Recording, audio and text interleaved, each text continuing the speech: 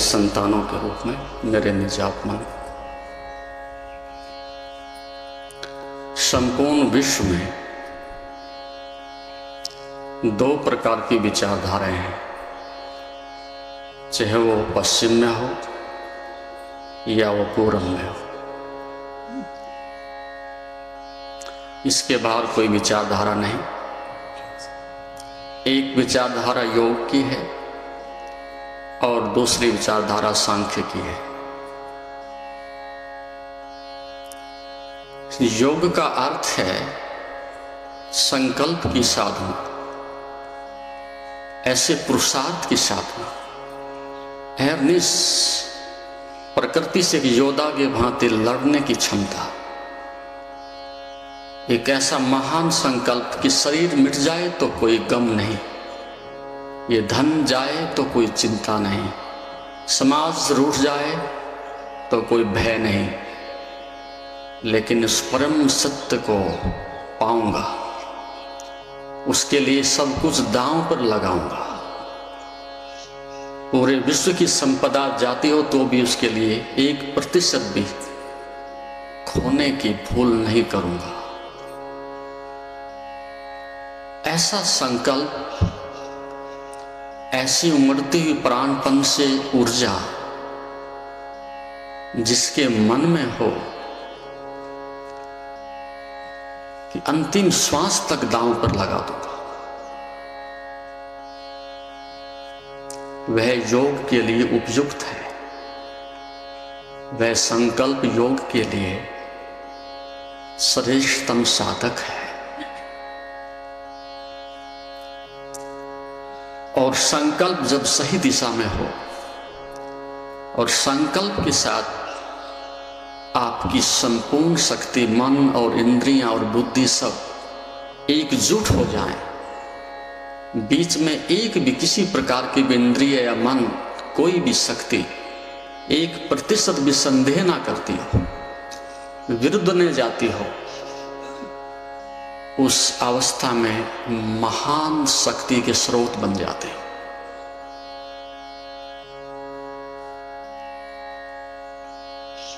जैसे व्यक्ति एक भौतिक संपदा को बटोरने के लिए, क्षणिक वासनाओं को बटोरने के लिए बाहर पागलपन की तरह से दौड़ता है, न पुलिस को देखता, न समाज को देखता, न मर्यादाओं को देखता, न किसी प्रकार की पारिवारिक परिस्थितियों को देखता, केवल एक ही चीज देखता है कि विषय में घुस जाऊं और जो बीच में आ जाए उसको भी तहस नहस कर दो, उसको भी मार डालो। जैसे भोगी व्यक्ति भोग के लिए मरता है, यदि साधक योग के लिए इतना ही प्राणपन से मरने की क्षमता अर्जित कर ले तो उसको योग से कोई रोक नहीं सकता। इस दृष्टिकोण से योग बहुत महत्वपूर्ण है। लेकिन अतीत के कई हजार वर्षों में इस प्रकार की आत्माएं, इस प्रकार की प्रतिभाएं, इस प्रकार के युवक, इस प्रकार से वैराग से उमड़ती हुई एक अग्नि इस समाज में पैदा होनी बंद हो गई। हम एक कुरूप और बीमार संतान पैदा करने के अलावा कुछ नहीं कर रहे। कुरूप है, बीमार है और जन्म से बूढ़े हैं।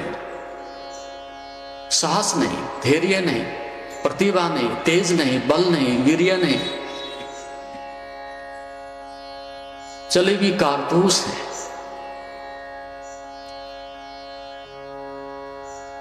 इसलिए योग की यात्रा रुक गई, धर्म की यात्रा बुझ गई, समाप्त हो गई, क्षीण हो गई। कफन को हम लिए फिर रहे हाथ में, प्राण कहां है, जीवन कहां है?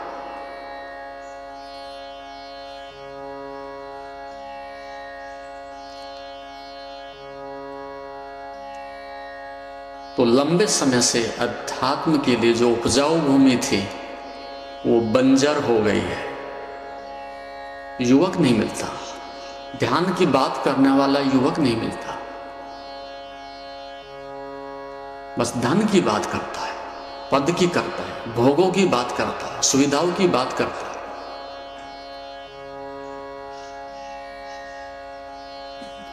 ध्यान की चर्चा हमारे घर में, विद्यालय में, समाज में होनी बंद हो गई है। सुनते हो कभी कहीं? अपवाद रूप में भी नहीं सुनते। धर्म के नाम पर चमत्कार रह गए हैं, पाखंड रह गए हैं, ढोंग रह गए हैं, और योग के नाम पर भोग रह गया है। तो संकल्प की यात्रा योग की आत्मा है, और संकल्प तब उठता है जब मनुष्य के सारे विकल्प विफल होते दिखाई पड़े।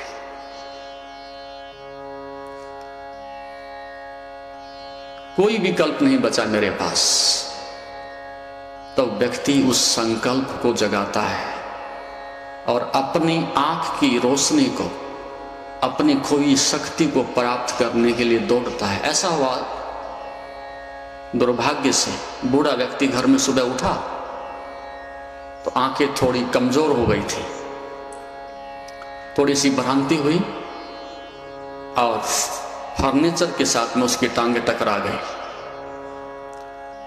बेटे ने देखा कि बाप की आंखें कमजोर होती जा रही हैं, और कई बार ऐसा हो चुका है, तो बेटे ने सहानुभूति रखते हुए बाप से कहा कि पिताश्री, आंखें कमजोर होती जा रही हैं, वृद्ध अवस्था के लक्षण अधिक तेजी से प्रकट हो रहे हैं, हम चाहेंगे कि तुम्हारी आंखों का ऑपरेशन करा दिया जाए ताकि आप अच्छी प्रकार से चल सकें, देख सकें और अपने जीवन की जो नित्य आवश्यक क्रियाएं कर सकें। इतने पर बाप और बूढ़ा भभक उठा, बोला तुझे शर्म नहीं आती कि तुम श्रद्धा दिखा रहे हो, निष्ठा दिखा रहे हो, और बाप को तुम धोखा दे रहे हो। तुम मेरे 8 बेटे हो, 8 बेटों की कितनी आंखें होती हैं? 16, और 8 विवाहित हो, 8 धर्म पत्नी है तुम्हारी, और 8 और 8 मिलकर के 16 उनकी हो गई। कितनी? 32, और 2 अभी मेरी पत्नी भी जीवित है, उसकी भी हैं। 34 आंखें हैं इस परिवार में, और मुझे ऐसी सलाह दे रहा है कि आंख बनवा ले। ये भांग भी रखी, पागल हो गए? कोई जरूरत नहीं। और समय को वहां तक पहुंचना ही था, और ये दुर्दशा होनी ही थी, और ये अनुभवहीनता उसके लिए जहर बननी ही थी। कुछ समय के बाद धीरे धीरे आंखों की ज्योति बुझ गई, पूर्णतः अंधा हो गया। और अब उसे पता चला, जब रात्रि को उठने के लिए बाथरूम के लिए जाना पड़े, प्यास लगे पानी के लिए उठना पड़े, कोई वस्तु चाहिए उसको टटोलना पड़े, पग पग पर आंखों की जरूरत पड़े। अभी तो तुम्हें अनुभव नहीं हो रहा कि आंख क्या देती है, आंखों का महत्व क्या है, लेकिन प्रत्येक पग पग पर, प्रत्येक पल आंखों की जरूरत पड़ती है। और बूढ़े को तब पता चला कि अपनी आंख अपनी ही होती है। घर में 34 आंख थी, लेकिन जब आवश्यकता पड़ी एक आंख भी उसके काम नहीं आई। तो अपना प्रकाश अपना ही होता है, अपनी आंखें अपनी होती है। तो योग का अर्थ है, धर्म का अर्थ है, अध्यात्म का अर्थ है अपनी आंख। आप भले ब्रह्म ज्ञानियों के बीच में रहो और 100 वर्ष रहो, लेकिन उनका ब्रह्म तुम्हें नहीं मिलेगा, उनका प्रकाश तुम्हें नहीं मिलेगा। हाँ, प्रेरणा मिल सकती है, मार्ग मिल सकता है, लेकिन खोजना तो स्वयं ही पड़ेगा। और खोजने से पहले व्यक्ति को उत्साह जुटाना पड़ता है। एक संकल्प खोजना पड़ता है। मन, बुद्धि, इंद्रिय, शरीर सबको सुसज्जित करना पड़ता है। एक साधारण सा युद्ध लड़ने के लिए जाते हो तो बहुत सारे हथियार लेकर के जाते हो, फिर भी संभावना यह रहती कि पराजित हो जाएंगे। और उस अनंत की यात्रा पर तुम निकले हो, उस परम सत्य को जानने के लिए निकले हो, तो साधारण हथियार तुम्हारे काम ना कर सकेंगे। हथियारों में धार चाहिए, तेज चाहिए, बल चाहिए। इसलिए तो हमने युवा अवस्था को परम सत्य को जानने के लिए चुना था। युवा अवस्था ही है कि जो क्रांति लाती है। युवा अवस्था ही है उमड़ती ही जो सत्य को खोजती है। अब बूढ़ा आदमी है, सब कुछ चूक गया, न आंखें देखती है, न कान सुनती है, न श्वास ठहरती है, न हाथ टिकते हैं, न भूख लगती है, मौत नजदीक दिखाई पड़ती है। अब हम उसको कहें कि तुम समाधि के लिए निकलो, कि योग के लिए निकलो, ये असंभव बात कर रहे हैं। ये बात अलग है कि यहां प्रत्येक बूढ़ा ब्रह्म ज्ञानी होकर के शरीर छोड़ता था, क्योंकि वह जवानी की कमाई होती थी। वह बचपन की एक नींव और शिक्षा ही ऐसी होती थी कि प्रत्येक बूढ़ा घर में बैठा हुआ संत होता था और उसकी सुगंध नाती को, पोते को, बेटे को, सबको मिलती रहती थी। ब्रह्म ज्ञान के लिए हमें कहीं जाने की जरूरत ही नहीं पड़ती थी। हमारे घर में ही एक खदान होती थी, एक ऐसी व्यवस्था होती थी। हम पढ़ने के लिए जाएं, मजदूरी के लिए जाएं, काम करने जाएं, वो कहीं भी जाएं, लेकिन ज्ञान की व्यवस्था तो हमारे घर में ही होती थी। लेकिन जब से वो अनुभव खोया, वो बूढ़ा खोया, वो संस्कृति विदा हुई, उसके बाद से सब बदल गया। ऐसा नहीं कि तुम्हारे पास शक्ति नहीं, सब कुछ है, लेकिन उस शक्ति को एकत्रित करने का सूत्र नहीं, उसको दिशा देने का सूत्र नहीं। तो संकल्प का अर्थ है एक क्षण का ऐसा उपयोग करूंगा, प्रत्येक इंद्रिय को इस प्रकार से सुनियोजित करूंगा कि अनावश्यक रूप से कूड़ा कचरा सब आना बंद हो जाए। और जब बाहर से कूड़ा कचरा आना बंद हो जाता है तो अंदर का जो अमृत है वो अपने आप निखरने लगता है, प्रकट होने लगता है। तो संकल्प को इकट्ठा करना होगा, प्रत्येक इंद्रियों को उस दिशा में जुटाना होगा, बिखरी हुई ऊर्जा को एक जगह केंद्रित करना होगा। इसलिए जब आप ध्यान करते हो, किसी एक चक्र पर, एक बिंदु पर एकाग्रता लाते हो, तो उसका अर्थ है कि संपूर्ण शक्ति एक प्रवाह में बह रही है, संपूर्ण शक्ति एक बिंदु पर इकट्ठी हो रही है। और जब एक बिंदु पर इकट्ठी होती है तो वह शक्ति बहुत अधिक मात्रा में इकट्ठी होती है और महास्रोत को, महाशक्ति को तलाशती है। तीन शक्तियां हैं संसार में। एक महास्रोत अस्तित्व का है, परमात्मा का है, उससे सीधा संपर्क आपका नहीं हो सकता। दूसरा स्रोत गुरु का होता है, वो एक मध्यस्थता करता है, एक माध्यम बनता है, एक प्रेरणा का स्रोत बनता है, ज्ञान देने के लिए एक माध्यम होता है।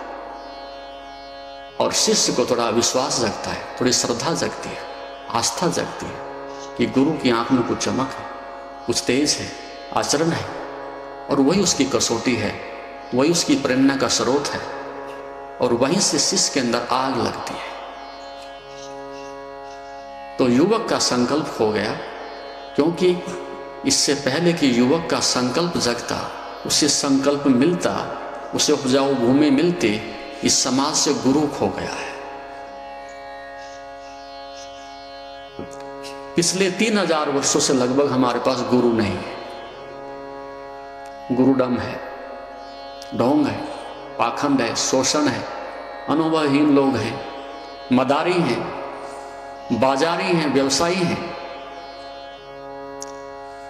बहुत लंबे समय से हमारे मध्य से गुरु खो गया है,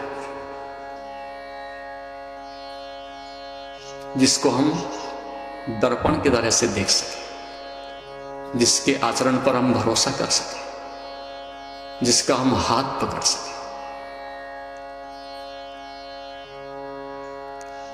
और जिस समाज में गुरु नहीं है, उस समाज में अध्यात्म का जन्म नहीं हो सकता। शास्त्र पढ़ लिए, कथा कर दी, प्रवचन सुना दिया, ये कोई गुरु होता है?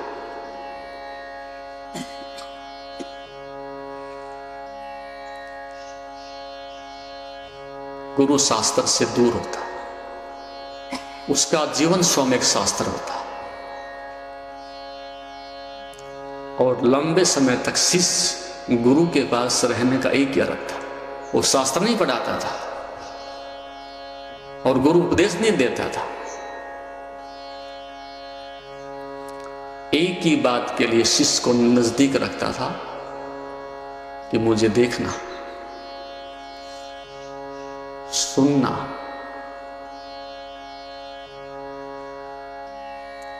मेरे निकट बने रहना। और आचरण संसार की इतनी बड़ी शक्ति है, इतनी बड़ी मनुष्य के लिए शिक्षा है। किसी से बच्चों को हम चित्रों के माध्यम से पढ़ाते हैं तो जल्दी पढ़ जाते हैं, और यदि हम जीवन को ऊंचा उठाते हैं तो आचरण के माध्यम से बहुत जल्दी ऊंचा उठ जाता है। तो कोई शिष्य तुम्हारी शिक्षाओं से नहीं सीखता, कोई शिष्य गुरु के आचरण से सीखता है।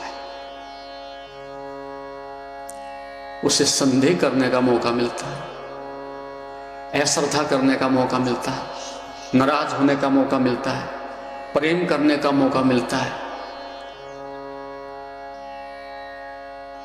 और अपनी मूढ़ता को और अपनी अनुभूति को दोनों को प्रकट करने का मौका मिलता है।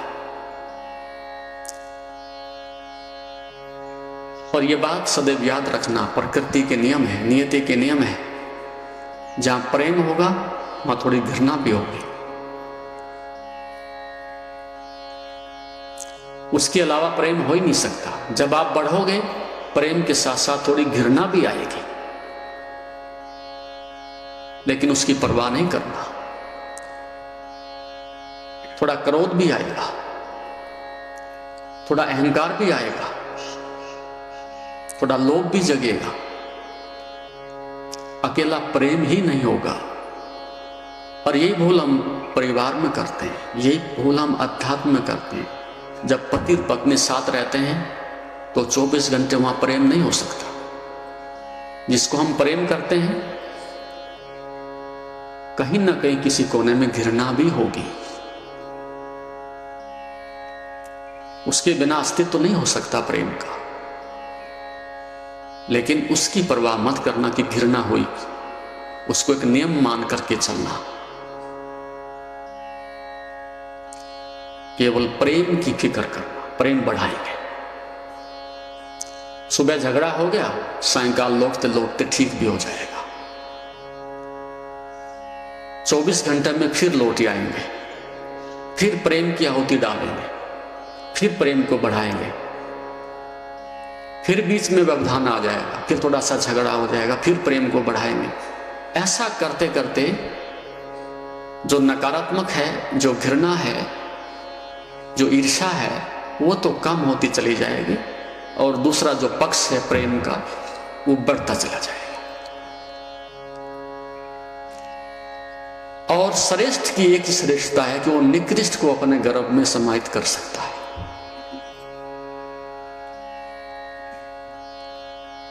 श्रेष्ठ का फिर मतलब क्या?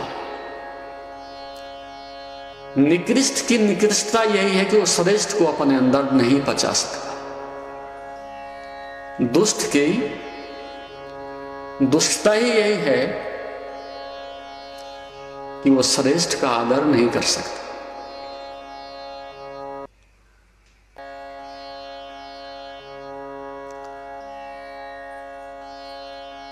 और श्रेष्ठ की ये श्रेष्ठता है कि वो दुष्ट को भी हृदय से लगा सकता है, आदर दे सकता है। यदि संसार में दुष्टता मिटी है तो उस निर्दोष श्रेष्ठता के कारण ही मिटी है कोई शास्त्र किसी दुष्टता को नहीं मिटाता। बाप की संतान कितने भी गिरी हो, कितने भी निकृष्ट हो, नालायक हो,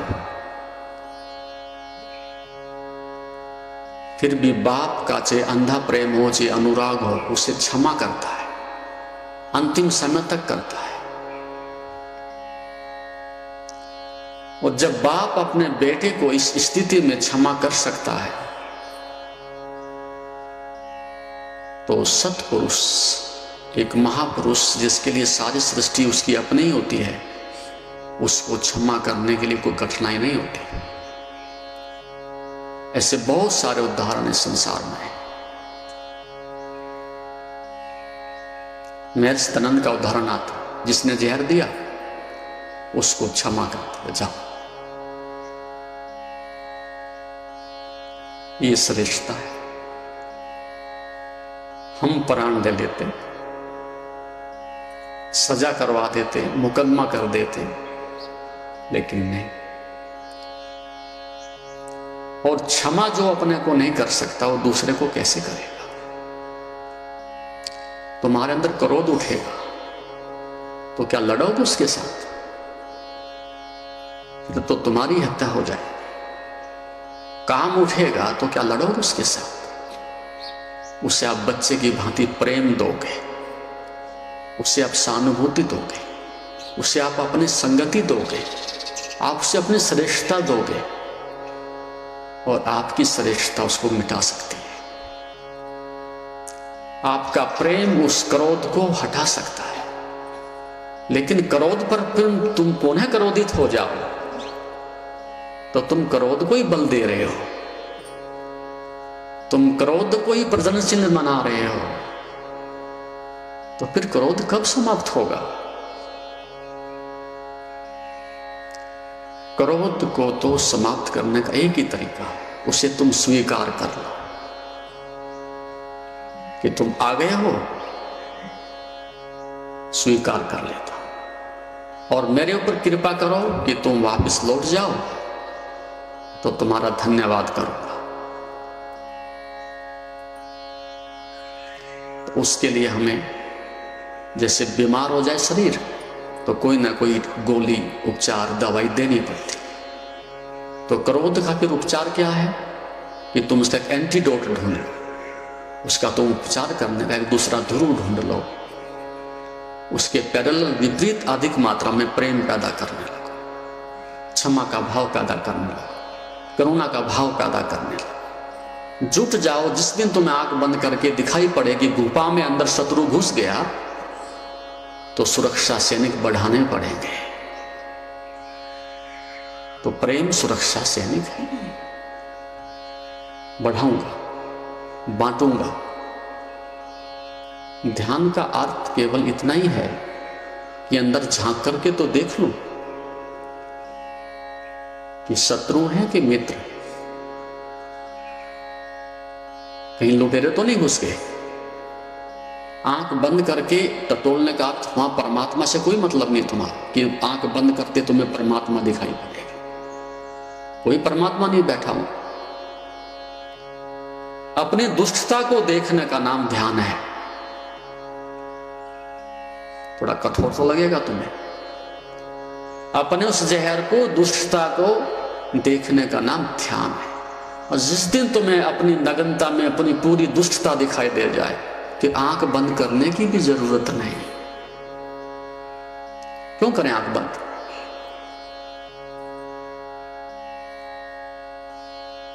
फिर आंख खुली हो तो भी अमृत है, आंख बंद हो तो भी अमृत है। ध्यान की पराकाष्ठा तो यही है, यही सहज ध्यान है। जो जो करूं सो सो पूजा। उसका मतलब क्या हो? जब तुम करोगे तो आंख खुली ना होगी। जब तुम देखोगे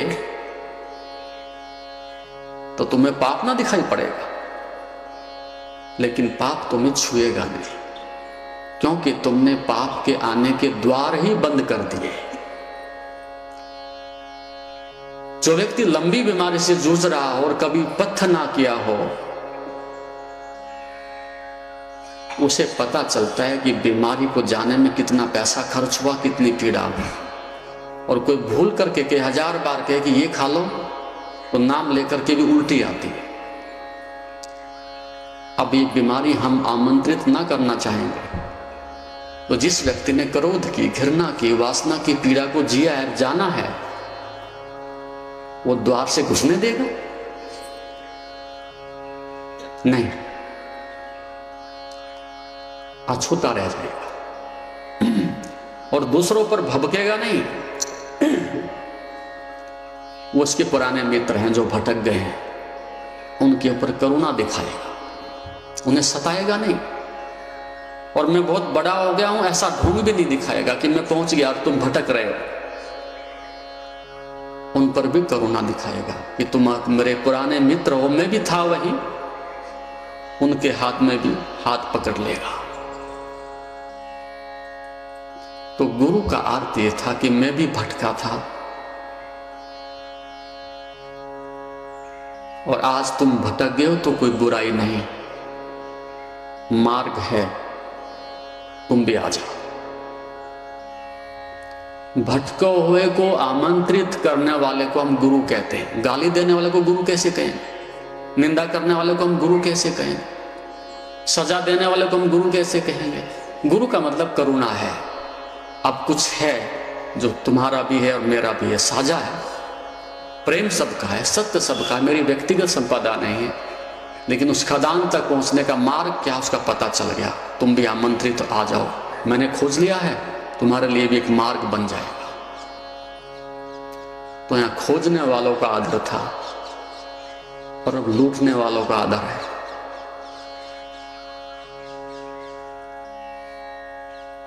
देने वालों का आदर था और लुटेरों का आदर है। तो हम उसका आदर करते थे जिसने खोजा है। लेकिन अब हम उसकी परवाह नहीं करते कि किसने खोजा है। हम इसकी परवाह करते हैं कि कौन मुझे अधिक दे सकता है। और क्या? कोड़िया, पद, प्रतिष्ठा, सम्मान, उसको ढूंढते हैं कि मुझे भौतिक संपदा दे दे। वो तुम्हारे लिए गुरु है। तो जितने भी चमत्कारी बाबा इकट्ठे हो रहे हैं आसपास, उनके पास ज्ञानियों की कोई भीड़ नहीं, सत्य को पाने की कोई भीड़ नहीं। वो सब खेल खिलौने वहां पर ढूंढने के लिए, पाने के लिए इकट्ठे हो गए। तो सत्य की गरिमा खो गई है। क्यों? बीच में से गुरु खो गया है। और गुरु जीवंत होता है, गुरु को मुर्दा होता है।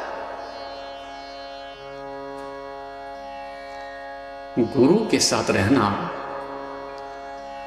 तो अग्नि के साथ रहना है। जलोगे, मिटोगे, झुलसोगे और तुम फिर कुंदन बनोगे, फिर निखरोगे।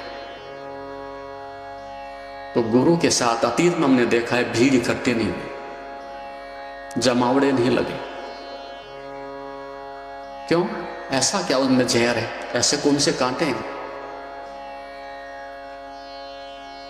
क्योंकि अहंकार को पीड़ा होती है, सम्मान को ठेस पहुंचती है, मन बदलने को राजी नहीं होता, झुकने को राजी नहीं होता, सेवा करने को तैयार नहीं होता, तो भागता है वहां से।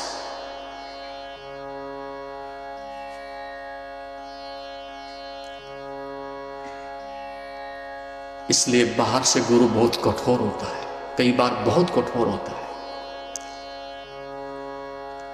लेकिन उसके पीछे करुणा छिपी रहती है।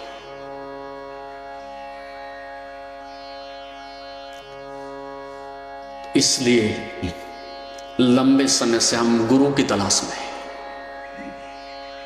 किसी भी धर्म का अवतरण तब होता है कि जब बीच में कोई जीवंत अनुभवी खोजी गुरु होता है।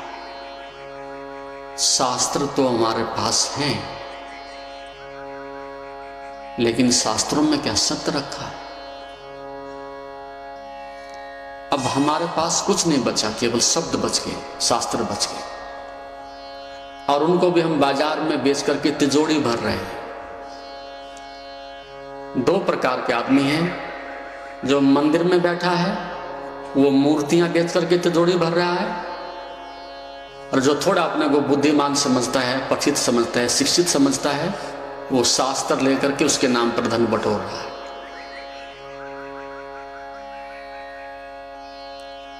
तो गुरु का अर्थ है जिसके साथ तुम्हें भी चलना होगा, बदलना होगा, और कोई उपाय नहीं, और बदलने को हम राजी नहीं। और प्रयास तो हमारा यही है कि हम गुरु को भी बदल डालें। शिष्य आते इसलिए हैं कि हम गुरु को पहले बदल लें ताकि हमारा कार्य आसान हो जाए। हम जैसे नचाना चाहें नाचें, जैसा कहलवाना चाहें कहलवाएं, जैसा बैठाना चाहें बैठें, जैसे गद्दी को हड़पना चाहें गद्दी को हड़पें, जैसे जुलूस निकालना चाहें जुलूस निकालें। शिष्यों का जमावड़ा होता है इसलिए इकट्ठा है। और गुरु लंबे समय से यहां बहुत कमजोर रहा है, कमजोर गुरु है, कह नहीं सकते, आवाज नहीं उठा सकते, तो चुपचाप वो सब पाखंड और ढोंग चलता रहता है। तो संकल्प की यात्रा, योग की यात्रा वही पूरी कर सकता है जो उस अनुभवी गुरु के पास जाकर के अपनी उस दिशा को सही दिशा में बदलने के लिए राजी हो जाता है। तो संकल्प की यात्रा लगभग बंद हो गई है। और जब संकल्प नहीं तो हमारे पास फिर ज्ञान भी नहीं। ज्ञान कहां से आएगा? और यदि ज्ञान तुम्हारे पास होता तो जो दूसरा चरण है समर्पण का, वो भी अपने आप आ जाता है। क्योंकि ज्ञान की पराकाष्ठा का नाम ही समर्पण है। जब जानने वाला जानते जानते ऐसी अवस्था पर पहुंच जाता है कि मैं कुछ भी नहीं जानता, वो ज्ञान की पराकाष्ठा है। यहां तो बिना जाने ही इतने अहंकार से भरे हुए हैं कि सब कुछ जान लिया है, लेकिन जानते जानते इतनी बड़ी निर्दोषता पैदा हो जाती है, इससे पूरे ब्रह्मांड को देख करके पता चलता है कि जानता क्या। तो फिर गर्दन गिरने को राजी हो जाती है, झुकने को राजी हो जाती है, और फिर समर्पण का द्वार खुलता है। तो हमारे यहां दो प्रकार का एक संतुलन था, ज्ञान और भक्ति, दोनों शिखर पर होती थी।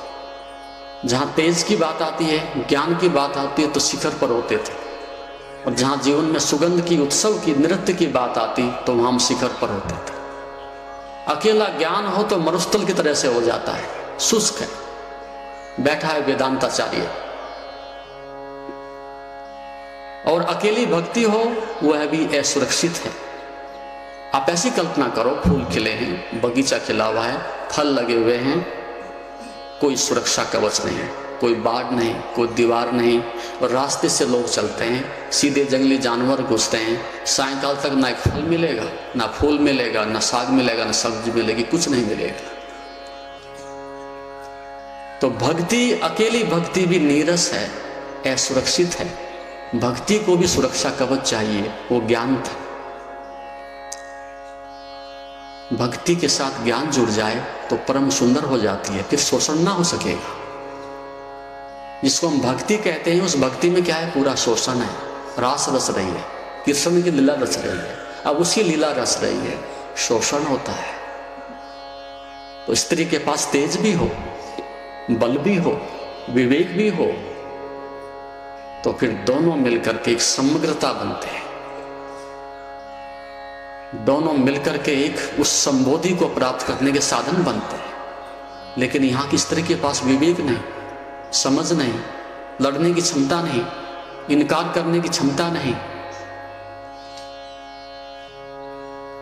इसलिए भक्ति नष्ट हो गई और वह दुराचार में बदल गई। तो उधर ज्ञान भी गया और भक्ति भी गई।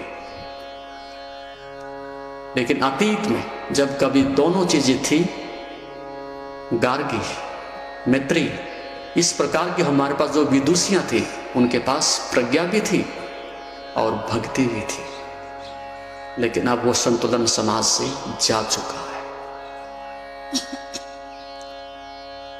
तो दो मार्ग, संकल्प और समर्पण का मार्ग,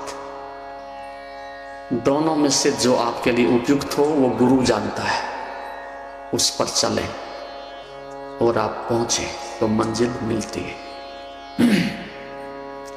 लेकिन कुछ आचार संहिताएं, कुछ आचरण, कुछ विशिष्ट गुणों की संपदा आपके पास संकल्प में पहुंचने से पहले, भक्ति में पहुंचने से पहले आधारभूत होनी चाहिए। यदि इस प्रकार का शिष्यत्व आपके पास नहीं है तो फिर ना आप संकल्प में जा सकते, ना समर्पण में जा सकते, ना ध्यान में जा सकते। संसार के लिए उपयुक्त हो तो पहली बात, साधक के लिए, शिष्य बनने के लिए आक्रामकता ना हो। क्या सुना भैया? आक्रामकता ना हो, विनम्रता हो। आक्रामकता तो अहंकार की होती है, आक्रामकता तो हिंसा की होती है, आक्रामकता तो दूसरे को बदलने की होती है। तो साधक का पहला मौलिक गुण है, उसमें विनम्रता हो। जहां भी कोई बात हो तो अपनी विनम्रता को आगे रखिए, आक्रामकता को पीछे कर दे, तो सीखने की क्षमता बढ़ेगी, हृदय का विकास होगा, विवेक का प्रकाश बढ़ेगा। तो जहां जहां आक्रामकता हो, क्योंकि संसार का मतलब ही आक्रामकता है, धन चाहिए, पद चाहिए, सम्मान चाहिए, तो वहां बिना आक्रामकता के एक कदम भी आप आगे नहीं रख सकते। संसार में लड़ना हो तो आक्रामक हो जाओ, और सत्य को पाना हो तो विनम्र हो जाओ। इंद्रियों को लहूलुहान होते हुए देख लिया, ये साजबाज सब बिखरते हुए देख लिया, और यहाँ धनी और गरीब और अमीर और विद्वान सबकी लाशों को जलते हुए देख लिया, तो फिर एक ही बात समझ आती है कि लड़के हम जीत नहीं सकते, दुष्ट से, समझ से हम जीत सकते हैं। तो साधक समझ को विकसित करता है, विनम्रता को विकसित करता है। संसार में रहना हो तो निश्चित रूप से आपको खूंखार होना पड़ेगा, आक्रामक रहना पड़ेगा, वहां तुम्हारी जीत हो जाएगी। विनम्रता तो वहां पहले कदम पर धराशायी हो जाएगी, मौत हो जाएगी उसकी। तो संसार में हो तो मेरी बात मान के मत चलना, परास्त हो जाओगे। और अध्यात्म के अंतिम जीवन के चुनाव से गुजरना हो तो विनम्रता पहला आपका कदम होना चाहिए।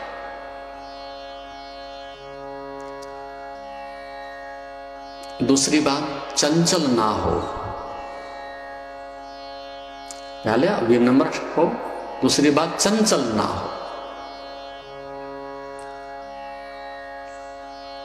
क्या मतलब हुआ? चंचल का मतलब है जो फुदकता रहता है। किसके लिए? अब इस दिशा में जा रहा है, अब उस दिशा में जा रहा है, अब इस गुरु के पास जा रहा है, अब इस मंदिर में जा रहा है, अब उस शास्त्र के पीछे भाग रहा है, अब इस पद के पीछे भाग रहा है। इस प्रकार से जो चंचल वृत्ति का व्यक्तित्व है, उसके लिए अध्यात्म का मार्ग बंद है, योग का मार्ग बंद है। चंचल ना हो, स्थिर बना हो, जिस दिशा को चुन लिया हो, जिधर कदम रख दिए हो, चाहे सब कुछ पूरा विश्व विपरीत होता हो, सब कुछ उसको भटकाने के लिए आ गया हो, उसका मन उसके विपरीत गवाही देता हो, लेकिन जो चुन लिया वो चुन लिया, स्थिर मना है, रहूंगा, मिटूंगा तो कोई गम नहीं, खो जाएगा तो कोई खेद नहीं, लेकिन रहूंगा। और यदि किसी के पास ऐसा दृढ़ निश्चय है तो मैं कहता हूं उसकी आधी यात्रा तो पूरी हो गई। लेकिन तुम्हें तो फुसलाया जा सकता है, तुम्हें तो जब चाहो तोड़ा जा सकता है, रिश्वत दी जा सकती है, प्रलोभन दिया जा सकता है, रोज टूटते हैं। घर में टूटते हैं, मंदिरों में टूटते हैं, गुरुद्वारों में टूटते हैं, रोज टूटता है आदमी। थोड़ी सी रिश्वत दे दो उसको, उसके मन को दे दो, थोड़ी सी उसकी चापलूसी कर दो, थोड़ा सा पैसा उसकी जेब तक पहुंचा दो, फिर जो चाहो आप कर सकते हो। आदमी को खरीदना सबसे अधिक आसान है, लेकिन सत्य को नहीं खरीदा जा सकता।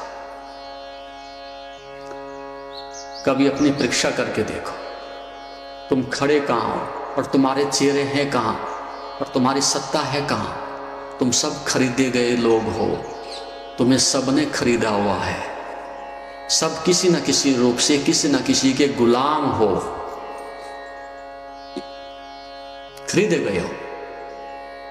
ऐसा हुआ, एक शहर में दुकान खोली,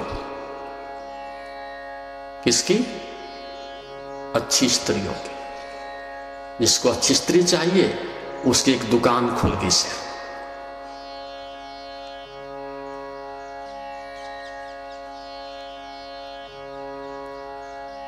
स्वाभाविक है सारा शहर उमड़ा, क्योंकि अपनी पत्नी से कौन खुश है? 7 चक्कर कट गए तो इससे क्या फर्क पड़ता है, चाहे 700 कट जाएं, लेकिन दिल तो नहीं मिलता, प्रेम नहीं मिलता, आदर नहीं मिलता, शांति नहीं मिलती। रोज तांडव नृत्य होता है, दीवालें किसी प्रकार से संभाले हैं, लेकिन पड़ोसी तमाशा तो देखते ही हैं। तो हर आदमी परेशान है अपनी स्त्री से, अपने पुरुष से। तो एक नई न्यूज थी सुबह सुबह, हेडलाइन, किसी को अच्छी स्त्री चाहिए तो दुकान खोली है। तो युवक गया, झट से जाते ही फीस जमा की और वहां लिखा था एक द्वार के ऊपर आप दस्तक देंगे तो दरवाजा खुल जाएगा और एक साथ 2 दरवाजे खुलेंगे। आपने चुनाव कर लेना और उस दरवाजे में घुस जाना। पहले दरवाजे पर जब खोला, एक साइड में लिखा हुआ था युवा स्त्री, दूसरे पर लिखा हुआ था अधिक उम्र वाली स्त्री। स्वाभाविक है उसका जो बटन था उसने युवा स्त्री वाले पर राहत रखा और उसका चुनाव किया। अंदर देखा कोई स्त्री तो थी नहीं। फिर वहां लिखा हुआ था पढ़ी लिखी स्त्री और अनपढ़ स्त्री। स्वाभाविक है पढ़ी लिखी स्त्री वाला बटन दबाया, फिर दरवाजा खोला, अंदर देखा न पढ़ी लिखी है न अनपढ़ है। फिर लिखा हुआ था उसके ऊपर प्लीज अच्छा गाना गाने वाली स्त्री और न गाना गाने वाली स्त्री। फिर उसने चुना गाने वाली स्त्री। फिर दरवाजा खुल गया, फिर देखा अच्छा भोजन पकाने वाली स्त्री और अच्छा भोजन न पकाने वाली स्त्री। अच्छा भोजन पकाने वाली स्त्री पर बटन दबाया, फिर देखा वहां न अच्छा पकाने वाली न बुरा पकाने वाली। फिर उसने बटन दबाया, फिर देखा, फिर लिखा हुआ था कि अच्छा दहेज लाने वाली स्त्री और दहेज ना लाने वाली स्त्री। फिर वो दहेज वाली पर उसने बटन फिर दबाया, फिर वहां कुछ नहीं मिला। और अंत में फिर एक दर्पण सामने लगा हुआ था, उस पर लिखा था हे सज्जन, तुम लगता है बहुत अधिक गुणों के इच्छुक हो, लेकिन इससे पहले कि तुम अधिक गुणों के इच्छुक बनो, एक बार इस दर्पण में अपना चेहरा देखिएगा। इस दर्पण में एक बार अपना चेहरा देखिएगा, तुम्हारे पास कितने गुण हैं। तुम दूसरों से आदर की अपेक्षा करते हो, गुणों की अपेक्षा करते हो, अनुशासन की अपेक्षा करते हो, तो तुम में कितना अनुशासन है भैया? तुम में कौन सी खदान है गुणों की? और यही विवाद है, यही झगड़ा है संसार में। प्रत्येक व्यक्ति ये नहीं देखता कि मेरे पास गुण है कि नहीं, लेकिन दूसरे के पास गुण होने चाहिए। पति ये नहीं देखता कि मेरे में कोई योग्यता है कि नहीं, गुण है कि नहीं, बस पत्नी में गुण होने चाहिए। नहीं, अध्यात्म इस बात को, मनुष्य को क्षमा नहीं करता इसके लिए। तो मैं इस बात की चिंता पहले करनी चाहिए कि गुणों की खदान मेरे अंदर हो। उस संपदा को मैं छीन नहीं सकता, उसे अर्जित करना पड़ेगा, अपने आचरण से, पुरुषार्थ से लाना पड़ेगा। और जैसे जैसे तुम्हारे अंदर गुण आते हैं, वैसे वैसी चंचलता मिटती है। चंचल आदमी का एक दोष होता है। क्या दोष होता है? उसे अपने पर विश्वास नहीं होता, आत्मबल नहीं होता। वो सदैव भयभीत रहता है कि छिन ना जाए, टूट ना जाए, कोई इनकार ना कर दे। लेकिन जिसके पास संपदा है गुणों की, संकल्प की, उसके पास स्थिरता आने लगती है, आत्मबल लौटने लगता है और वह फिर शिष्यत्व के लिए तैयार हो सकता है। तो विनम्र हो, चंचल ना हो, ईमानदार हो। कैसा हो? ईमानदार।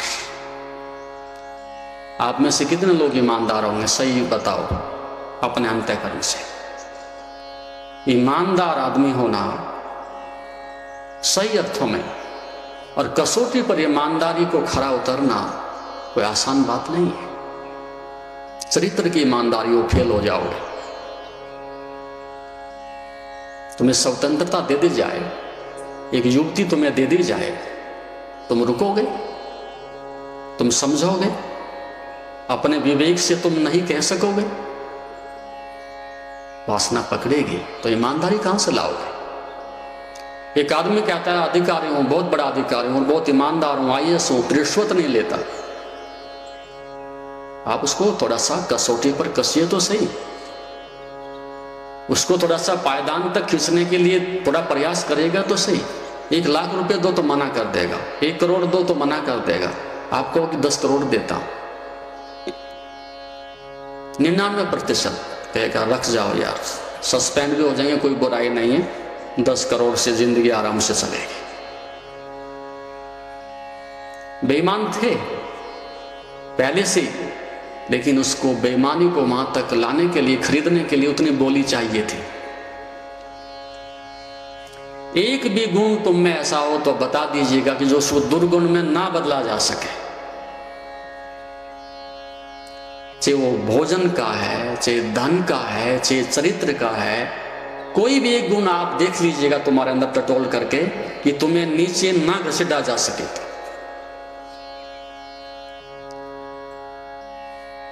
खरीदे जा सकते हो।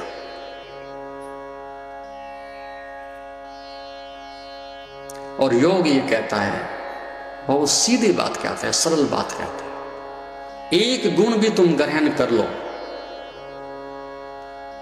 एक गुण भी आप ठीक से ग्रहण कर लो तो सारे सद्गुण आपके आसपास अपने आप आ जाएंगे। एक को भी तुम किसी को पकड़ लो, ईमानदारी को पकड़ लो, चरित्र को पकड़ लो, लोभ को पकड़ लो, क्रोध को पकड़ लो, एक भी गुण तुम्हारे पास आ जाए सही अर्थों में कि सारी सृष्टि जो है आपके विरुद्ध हो जाए और आपको कितने भी यातना दी जाए, चाहे मृत्यु भी तुम्हें सहन करनी पड़े, लेकिन तुम्हारे उस गुण को ना छीना जा सके, तो सारे सद्गुण सृष्टि के तुम्हारे अंदर आ जाए। और एक दुर्गुण, दूसरी बात मैं बता रहा हूं, एक दुर्गुण तुम्हारे जीवन में आ जाता है, एक बुराई प्रवेश कर जाती है, तो फिर दूसरी बुराइयों से आप अपने को नहीं बचा सकते। वो संक्रामक रोग है। वो झूठ बोलने की प्रवृत्ति एक बार आ जाती है तो फिर आप सोचेगा सारी बुराइयां उसके साथ अपने आप आ जाएंगी, उसको आप नहीं रोक सकते।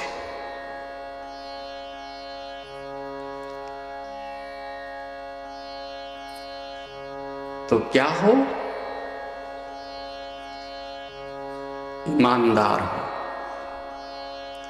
सरल हो। और अगली बात, क्योंकि यही महंगी पड़ रही है तुम्हारे लिए और आगे तो मैं क्या बताऊं, क्रोध को अधिक देर ठहरने ना देता।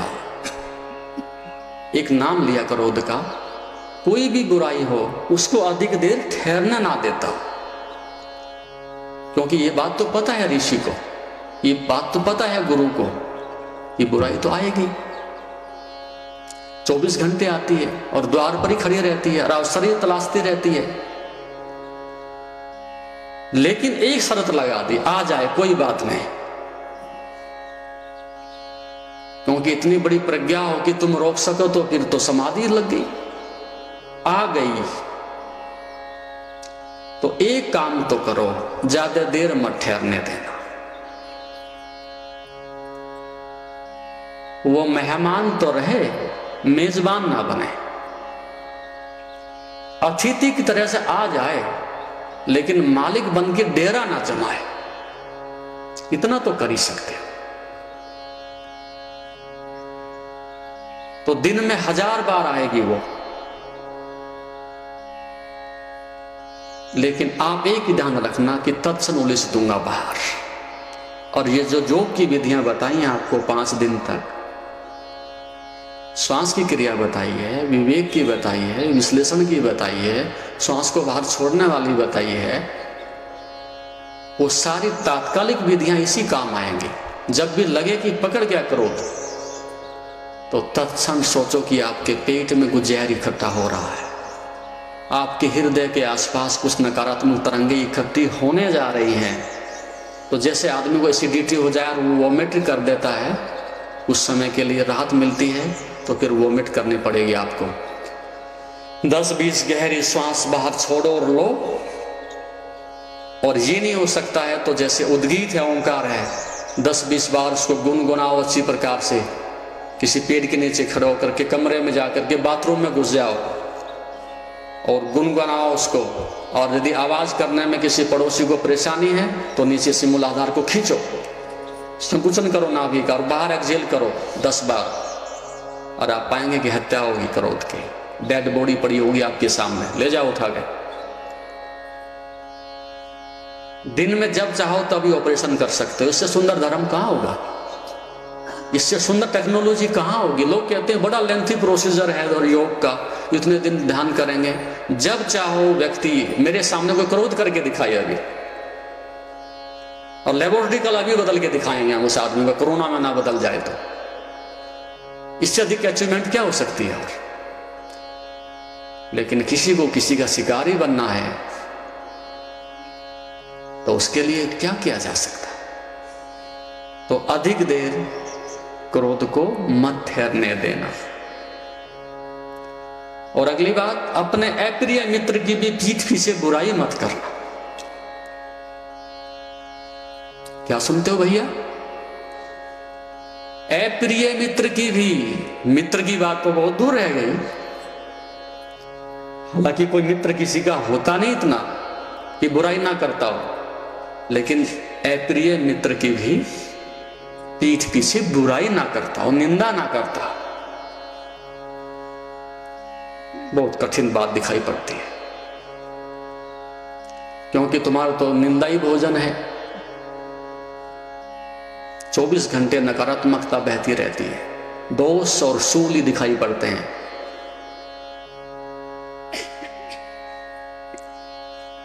पीठ पीछे भी तो क्या हानि हो जाएगी। जब तुम निंदा करोगे तो तुम भी निंदा से भर जाओगे, तुम्हारा रोया रोया निंदा से भर जाएगा। और जो तुम्हारा प्रेम है, करुणा है, जो दिव्य संपदा है, उसको एक पायदान नीचे खिसकना पड़ेगा। तुम्हारी चेतना में कई प्रकार के छिद्र हो जाएंगे, अहित हो जाएगा, मनोबल गिरेगा, विद्वेष पैदा होगा, जो सकारात्मकता है वो समाप्त हो जाएगा। तो किसी की भी पीठ पीछे भी, अप्रिय मित्र की भी निंदा मत करना।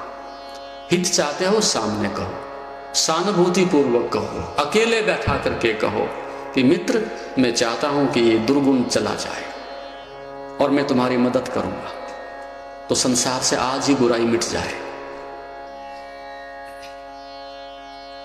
तो हम दूसरे को गिरा करके ऊंचा होना चाहते हैं, लेकिन ऐसा कदापि होता नहीं। तुम दूसरे को नीचे गिराओ और आप ऊंचे उठ सको, ऐसा कदापि संभव नहीं है। उसके साथ तुम भी गिरोगे, पहले तुम गिरोगे। तो योग का अर्थ है 1% भी किसी के प्रति निंदा मत करना, नकारात्मकता मत रखना। हो सकता है उसका हित करना, ना हो सकता है तो शांत रहना और उपेक्षा करना। ठीक है, कोई बात, हम नहीं कर सकते मदद, तो अपने को अलग कर लेते, और जो व्यक्ति तुम्हारे सामने किसी की निंदा कर रहा है, निश्चित रूप से 100% वो आपकी निंदा भी करेगा। ये आप एक मैथमेटिक्स का नियम मान के चलो, जो दूसरे की निंदा आपके सामने लेके आ गया, वो कोई ज्ञानी नहीं, योगी नहीं, तपस्वी नहीं, साधारण संसारी आदमी है, तो वो तुम्हारी निंदा भी पीठ फिरते करेगा। कर तो भी उसने भोजन तलाश रहा है, तुम क्या कहोगे इस प्रतिक्रिया को तलाश रहा है। वो तुम्हारे डाटा कलेक्ट कर रहा है और दूसरों को जाकर के फिर बताएगा। तो आजीवन आदमी यही कर रहा है, यहां से डाटा उठाए, उसकी घृणा, उसका विद्वेष, उसकी शत्रुता, और दूसरे को जाकर के ट्रांसफर करता है। ऐसा व्यक्ति न साधक होता, न शिष्य होता, न योग का पथिक होता। तो क्रोध को अधिक देर न ठहरने देता हो और अप्रिय मित्र की भी पीठ पीछे निंदा नहीं करता। बहुत सारे हैं, लेकिन अधिक तो मैं अब विश्वास नहीं करूंगा। तुम्हारी झोली इतना समेट ले वो भी काफी है। इनमें से कोई एक सूत्र भी आपके कार्य आ जाए तो बहुत है। तो आप प्रयास करना, आगे बढ़ना। जीवन बहुमूल्य है, उसका आदर करना। परम सत्य है, आनंद है। तुम उस दिव्य जीवन के एक हिस्से हो, लेकिन इस अवसर को मत गवाओ। तो यहां से जाने के बाद ये तुम्हारा उत्तरदायित्व बन गया है। ये उत्तरदायित्व तुम्हारे कंधों पर आ गया है। यदि गिरोगे तो अपने कारण से, उठोगे तो अपने पुरुषार्थ से। और पूरे भारत में केवल 2 तरह के आदमी हुआ करते थे, 3 तरह के। एक जो परिश्रम करते हैं, एक जो पुरुषार्थ करते हैं, और तीसरे जो कृतार्थ हो जाते हैं। परिश्रम का संबंध हमारा आजीविका से था। परिश्रम करेंगे, कठोर श्रम करेंगे, इस शरीर के लिए सात्विक रोटी रोजी कमाने के लिए परिश्रम करेंगे, आलसी बन करके नहीं रहेंगे। एक ऐसा वर्ग था। और एक वर्ग था पुरुषार्थ करेंगे। पुरुषार्थ का मतलब पुरुष, आत्मा। आत्मा के लिए अथक प्रयास करेंगे, साधक बनेंगे, साधना करेंगे, योगी बनेंगे। और उस अध्यात्म के लिए, आत्मा के लिए पुरुषार्थ शब्द प्रयोग होता है। अब एक ही वर्ग रह गया है, केवल श्रम वाला, परिश्रम वाला, और वो भी बेईमानी वाला, रिश्वत वाला, धोखाधड़ी वाला, मुफ्त में कहीं मिल जाए उसको घसीटने वाला, लूटने वाला। वो भी ईमानदार नहीं रहा कि श्रम करेंगे, परिश्रम करेंगे, और शरीर को जीवित रखने के लिए हम ईमानदारी से श्रम करेंगे। तो श्रम नहीं रहा, परिश्रम नहीं रहा, पुरुषार्थ नहीं रहा, और कृतार्थ की बात तो फिर बहुत दूर की बात है। कृतार्थम प्रति नष्टम पर नष्टम तदन्य साधारणतः। जो कृतार्थ हो गया उसके लिए संसार समाप्त, कोई प्रयोजन नहीं। देखना था देख लिया, सुनना था सुन लिया, कहना था कह दिया, खाना था खा लिया। सब रस देखे और नीरस हुए, अब जो का तो रखा है, कोई आकर्षण नहीं। बाजार भरा है और आप उसमें से अछूते निकल जाएं तो सोचो कि बाजार आपके लिए नष्ट हो चुका है, कोई आकर्षण नहीं बचा। उसको हम कृतार्थ कहते थे। नष्ट है, दूसरों के लिए प्रयोजन है, दूसरों के लिए बाजार है, दूसरों के लिए भोजन है, दूसरों के लिए विषय है, दूसरों के लिए धन है, लेकिन कृतार्थ का अर्थ तृप्त हो गया हूं।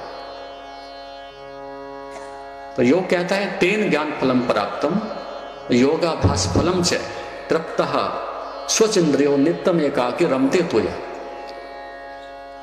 ज्ञान का फल क्या बताया, योग का फल क्या बताया? पहले कदम पर तृप्तः, ये कृतार्थ हुआ। तृप्त इसलिए नहीं कि मेरे पास बहुत अधिक है, अच्छा मकान है, गाड़ी है, पैसा है, सम्मान है, इसलिए तृप्त नहीं। जीवन है बस,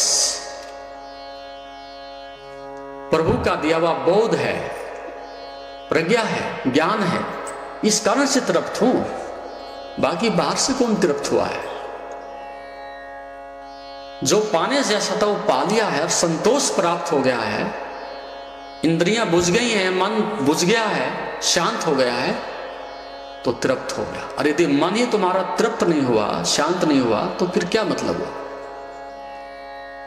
तो मन के शांत होते सब तृप्त हो जाता है। सोच इंद्रियों, और फिर इंद्रियां तो पारदर्शी हैं, ट्रांसपेरेंट हैं। जब कुछ नहीं चाहिए तो इंद्रियां काहे को धूमिल होंगी? इंद्रियों में काहे को धुआं उठेगा?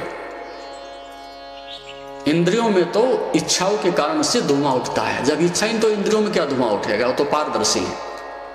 और एकाकी रमते, और फिर व्यक्ति उस एकांति में चला जाता है, अपने स्वरूप में लौट जाता है।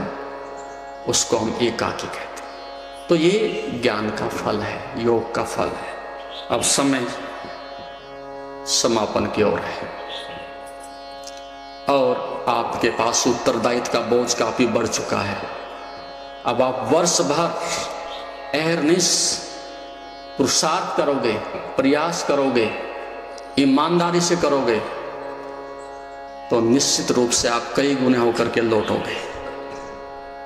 आपके चेहरे बताएंगे, आचरण बताएगा, जीवन बताएगा, प्रेम बताएगा, परिवार के लोग बताएंगे फोन करके कि क्या खिला दिया इनको, कौन सी संपदा दे दी इनको, कौन सा ज्ञान का सूत्र दे दिया इनको, कि घर में आने के बाद एक नया प्रकाश हो गया है, घर में आने के बाद एक नई दिशा खुल गई है कि हम सबको प्रेम देता है, निस्वार्थ पुरुषार्थ करता है।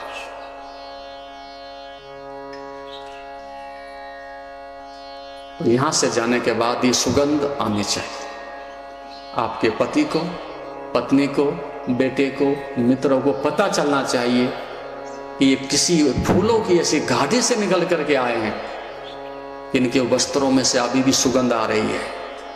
फूल तो रह गए हिमाचल में, घाटी छूट गई हिमाचल में ही, लेकिन वस्त्र तुम्हारे सुगंध को शोषित कर लिए। और जहां भी जाओगे पता चलेगा कि वस्त्रों से सुगंध आ रही है, तो तुम्हारे आचरण से सुगंध आनी चाहिए। संसार तो देखा, भोगा, सुना, नए नए हो, अछूते नहीं हो, उल्टा पलटी करनी है फिर कर लीजिएगा, लेकिन दृढ़ निश्चय लेकर के जाइएगा। जीवन को बदल डालेंगे, अंदर बैठे हुए समस्त शत्रुओं को धराशायी कर डालेंगे। किससे? समझ से, साधना से। तो यदि ऐसा होता है तो तुम्हारा आना सार्थक है। ये समय और शक्ति, धन जो खर्च किया है वो सार्थक है, अन्यथा वो सब निसार है, बेकार गया, उसका कोई अर्थ नहीं बचा तुम्हारे लिए।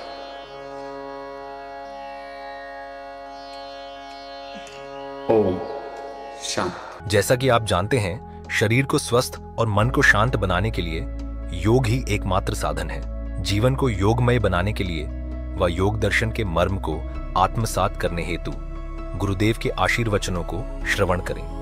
उनके द्वारा दिया गया मार्गदर्शन आपके जीवन में सकारात्मक बदलाव लाएगा। अगर आप पतंजलि योग दर्शन सीखना चाहते हैं और इस प्राचीन ज्ञान को अपने जीवन में शामिल करना चाहते हैं तो हमसे संपर्क करें। हमारे योग सत्र न केवल आपके शरीर को स्वस्थ बनाएंगे बल्कि आपके मन और आत्मा को भी संतुलित करेंगे। अधिक जानकारी के लिए हमें नीचे दिए गए विवरणों पर संपर्क करें। हमारे साथ इस योग यात्रा की शुरुआत करें और अपने जीवन को शांति और सकारात्मक ऊर्जा से भरें। धन्यवाद। आपका दिन शुभ हो। ओम नमस्ते।